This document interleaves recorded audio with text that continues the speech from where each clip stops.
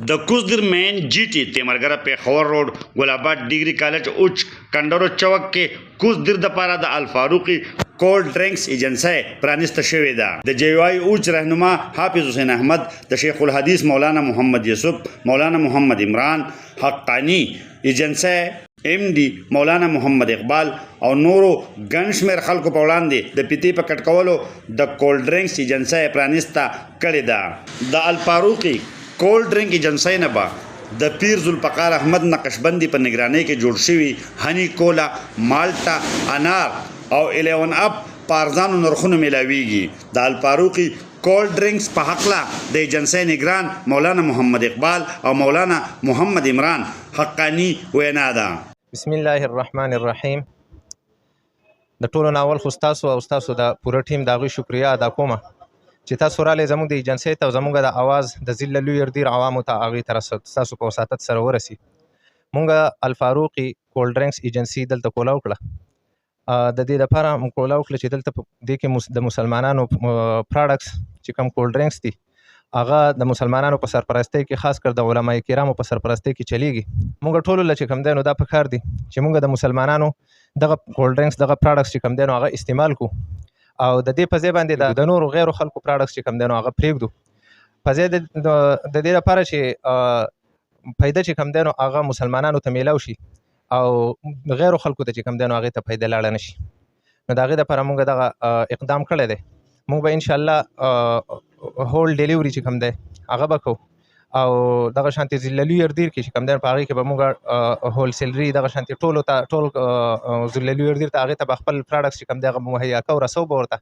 نو زما د ټول ولس په خدمت کې دا درخواست دی چې هغوی د غیرو د نورو خلکو چې کوم دی د هغوی دغه پراډکټس د هغې د استعمالولو په ځای باندې که د مسلمانانو دا پراډکټس او د مسلمانانو په سرپرستۍ کې خاص کر د علماو په سرپرستۍ کې کوم پراډکټس تیارېږي هغه استعمال کړي نو فایده چې کوم دی نو به مسلمانانو ته وشي. نو دا به زموږ دپاره ډېره د فایدې خبره وي. او دغه شانتې هني کولا زموږ سره په دې پراډکټس کې دي او دغه شانتې 11 اف دي، مالټه ده او دغه شانت دغه هني ډیو دي او ریټ چې کوم دی نو هغه به هم د نورو نه ارزان دی او دغه شانتې معیار چې کوم دی نو هم د نورو نه برابر دی. په معیار په اعتبار سره هم صحیح دي او دغه شان ریټ چې کوم دی نو هغه هم د دې ارزان دی. انشاءالله زموږ سره به په دې ځای کې الفاروقي کولډ ډرینکس ایجنسۍ کې دا هر دستیاب وي میلاویږي به نو موږ له دا پکار دی چې موږ دغه استعمال کړو. شارټ لی دومره وایم چې رسول پاک د تجارتي قافلې لاره چې نیوله د دې دپاره چې د دغه تجارتي قافلې مقصد دا و چې مسلمانان کمزوري شي او د مسلمانانو خلاف تور او غش او نیزه استعمال شي.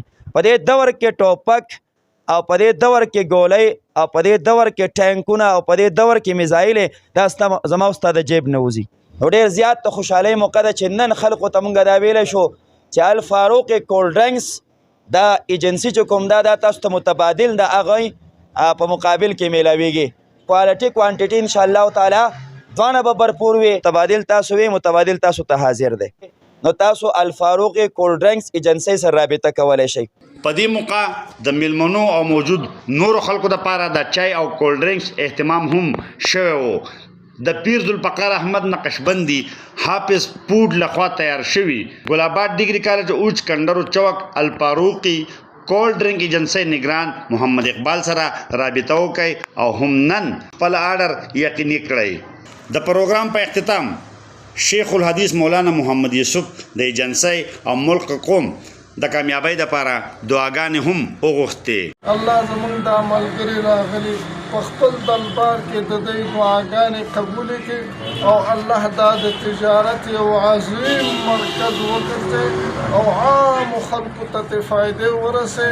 الله د هغه تجارت نه موږ او تاسو بچ کړي چې کفارو ته پرې فایده رسېږي او بیا هغه کافران چې ظالمان هم دي او مسلمانانو ته نقصان رسېږي او الله دنیا و آخرت هم خیسته کی برحمتک یا رب.